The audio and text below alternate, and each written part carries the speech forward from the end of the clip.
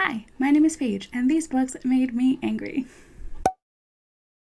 For the past few years, I've strictly read fanfiction, so I knew what I liked in fanfiction. I knew what types of tropes I liked and what type of character interactions that I liked. So while I've been reading in the past couple of months, I have found that there are some books that just aren't working for me the way that they used to years ago, and that's okay. And it's been kind of funny to see which ones make me more angry than others. So I have a stack of some books, and I'm going to explain to you why they made me angry. First, we're going to start off with something so silly, but it kind of annoys me. It doesn't really make me angry, but it annoys me. My Heartstopper books. They're aligned at the bottom, but look at this. This does not align right here, and it annoys me so much. It is something so silly, but every time I see it, I'm like, why? Why did no one notice that it's just a little smidge off? But these books were cute. They didn't actually make me angry. Something I didn't love, though, is that the ink smells really gross, and it got all over my fingers. Like, I have finger marks on the edges because the ink was just everywhere, and it stunk. These were cute books. Just the outside of it made me a little angry. In a similar regard, we have these books. I was so angry when I got this. I went out of my way to buy the paperback of this so that I would have matching sets, and it came like so much shorter. It's aligned at the bottom, and it is this much shorter. Ah! Makes me a little crazy. Didn't really have a problem with this book. This one did actually kind of make me angry at some points. I kept hearing people say that this was their favorite book. They loved the characters. They really loved Simon and Baz. And when I got to the part about Simon and Baz, I just couldn't understand how people would love a relationship where they were trying to kill each other. That confused me so much. Throughout the entire book, I just thought that it was so strange that these two were paired together. But I didn't hate the story. I didn't love the 1,500 point of views, but it was okay. So now we're on to actual books that made me angry and not just the outside of them. I feel like this next one's going to be pretty controversial. So many people love this book, and I did not. I read it for the first time this year. It took me a couple of hours. It's really teeny tiny. I've heard so many good things about it, and I was not a fan. The Perks of Being a Wallflower. I don't even know where to begin. I thought this book was so problematic, and nothing gets resolved, and everything is so strange. There are just so many bad things that happen in this story. This just had a character who's witnessing so much bad stuff, and he's so clueless. I just feel like I've never met a character that clueless, and I've read into like why he could be that clueless, but I disagree with this story. I just don't get the hype around it. I didn't feel like it was worth reading. These next ones I can talk about more in length, why I didn't like them. First up is The Bride Test by Helen Huang.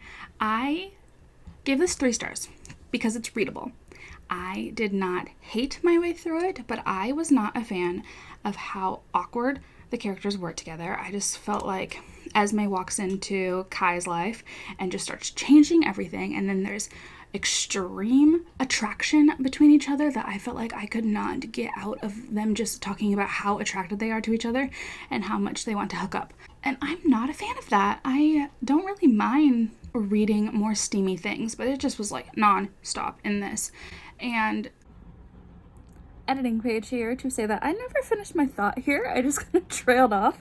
I meant to say that the sexual attraction that they have towards each other is just really overbearing, and it almost gets in place of them having any sort of communication where they're just attracted to each other, but they're not talking about anything that matters.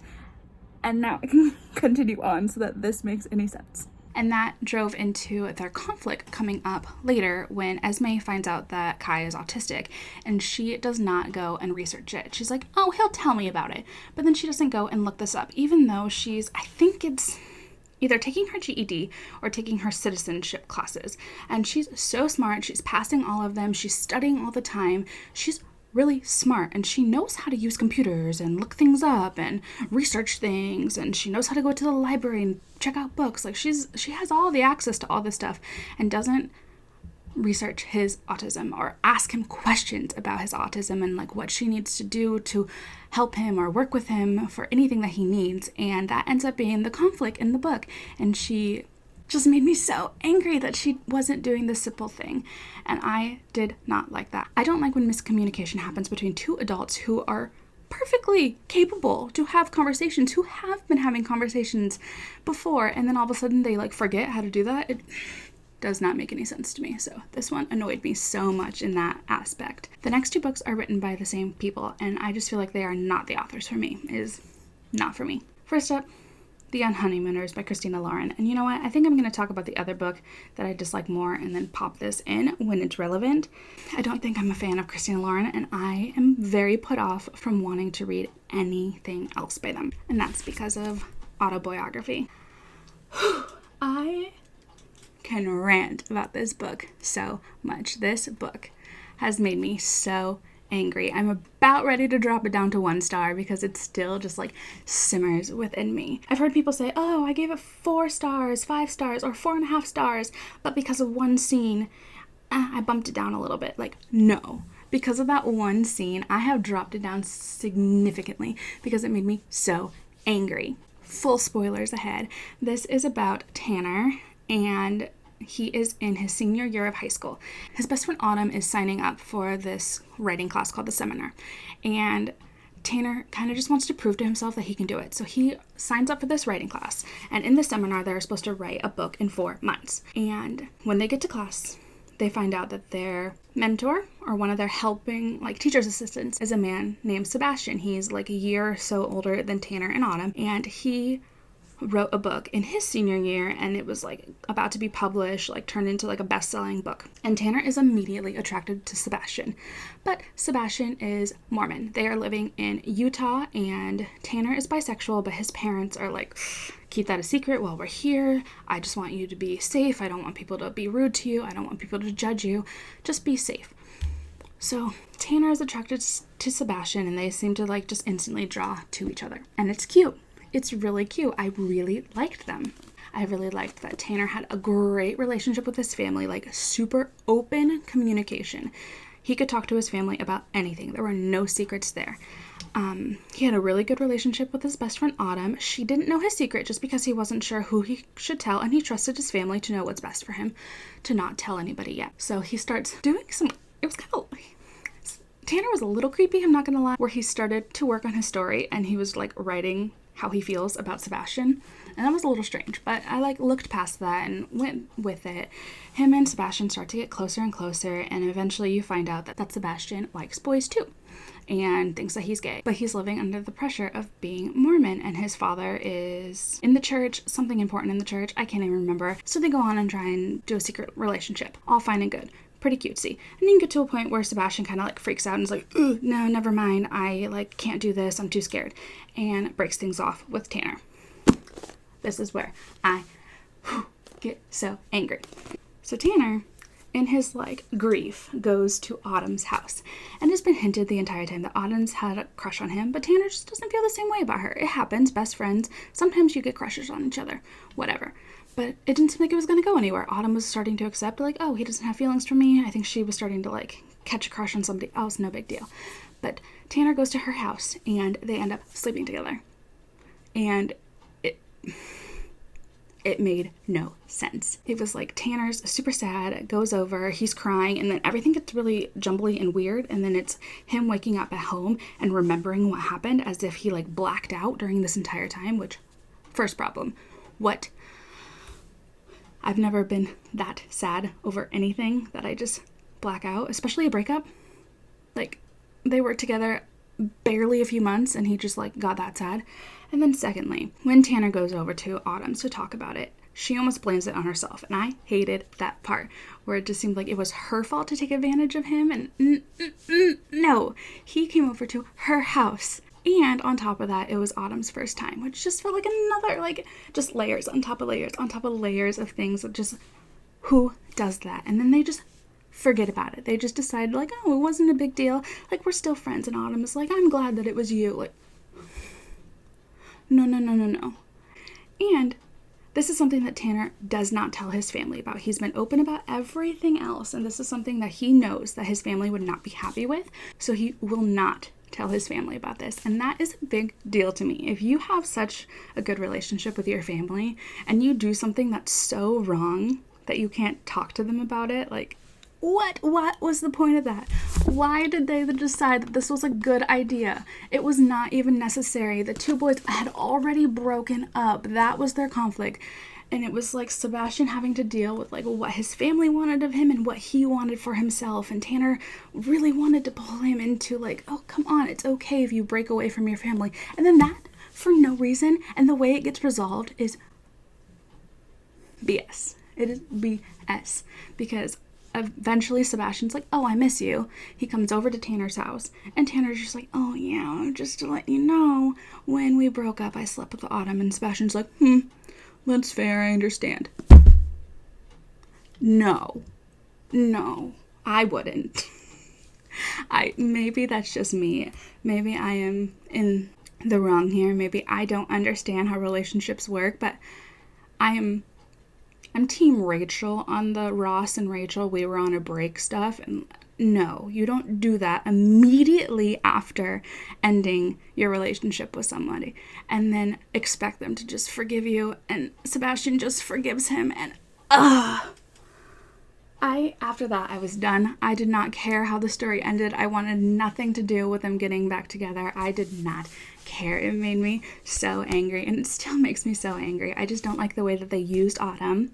I feel like the way it could have been done well is if they would have established that Tanner and Autumn were kind of doing things together throughout the course of their friendship. Like it was maybe a friends with benefit sort of friendship. I wouldn't have liked the friendship as much as I did before that point, but I felt like it would have made more sense why Tanner would have gone to her for that. But I don't forgive this book. I don't like this book. And that's where I'm at with the Young Honeymooners. I feel like the first half of a Christina Lauren book, these are the only two I've ever read, so maybe this is not the case for all of them, but the first half, love them. I think they're awesome. I'm ready to rate them 5 stars.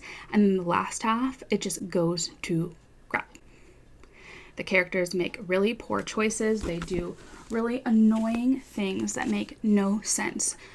This one has adults in it. Most people know what this is about. If you don't, it's about at her twin sister's wedding, everyone gets food poisoning, so Olive goes to impersonate her sister on her honeymoon.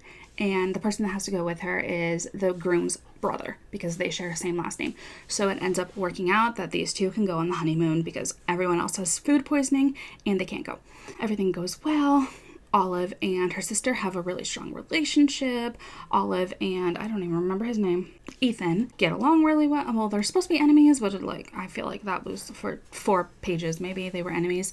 But then they just hook up. Everything's fine and dandy, all good until the end, where Olive's brother-in-law hits on her. And Olive, being an adult, decides to tell her family this. She tells her twin sister, and she tells the boyfriend, and neither of them believe her.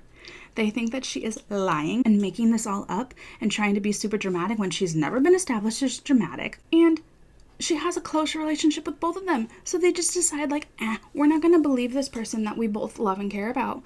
No, we're going to believe this man who's not being totally honest, where Olive has been pointing out things that he has been doing that are sketchy. And everyone decides, yeah, let's not believe her. Yeah. I just think that Christina Lauren books are not for me. The first half are always great. The ending, so far, just awful. They don't make any sense. They do not make sense to the characters. And I feel like the problems are super contrived and just not logical. Not logical at all. And not a fan. I do not think I will ever pick up another Christina Lauren book again based on both of these, if this is just the way it goes. If there are books by them that do not do this, let me know. But I don't trust them anymore. They have made me super angry. All right, one more book. Hopefully I can do this before my camera cuts out. I picked up Legend by Marie Lu, and I hated it. When I started getting back into reading, I wanted to find something that was similar to Hunger Games because I love the Hunger Games. And I was reading that this was better than the Hunger Games, and I was sold. I was ready. I picked it up right away. I can't say that I fully remember what the plot of this is because I think I started skimming halfway through. Definitely the last chapter, I just skimmed the entire thing because I was so angry by the end of it. Hi, I'm back because apparently when I'm angry, I don't know how to explain anything properly. So quickly, this is about June and Day. They live in a place called the Republic, and it is like a dystopian United States. And June is born into the military aspect. They're like more upper class, and she's a military prodigy. And Day is born into like the lower class, and he is pretty much on the run and the #1 most wanted because he has been stealing things and undermining the government in different shapes and forms. So I did not make that clear at all, and me trying to edit that was just getting really annoying. So you get me right now, and that's what this is about, and hopefully the rest of it makes sense, or else I'm popping in again to tell you what I didn't like about this. Towards the beginning, June thinks that Day has murdered her brother, and right off the bat, that already bothered me. I don't like when siblings are murdered. Maybe that's me coming from the supernatural fandom where like sibling relationships are my favorite thing ever, but her brother dies. So I think, okay, if that's needed for the story, fine. But her parents are already dead. Not everyone's dead in her family.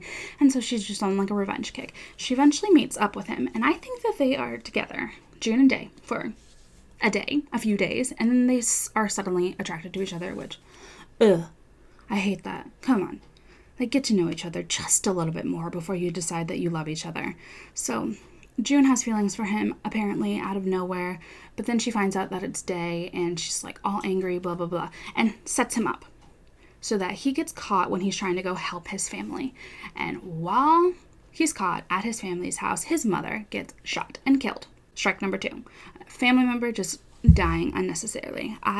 I'm fine with death happening in books, but I feel like it needs to make sense. And when you kill so many characters in one book, I don't agree. And especially in this world. This world felt so juvenile. It felt like the stakes were not high at all. Day was able to go around anywhere without being caught. There seemed to be no cameras that could catch them or anything. It just didn't make any sense. And my camera is dying, so I'm just going to jump right to where I just gave up. At the very end, Day's brother decides to sacrifice himself for Day, and that was just strike 3 for me.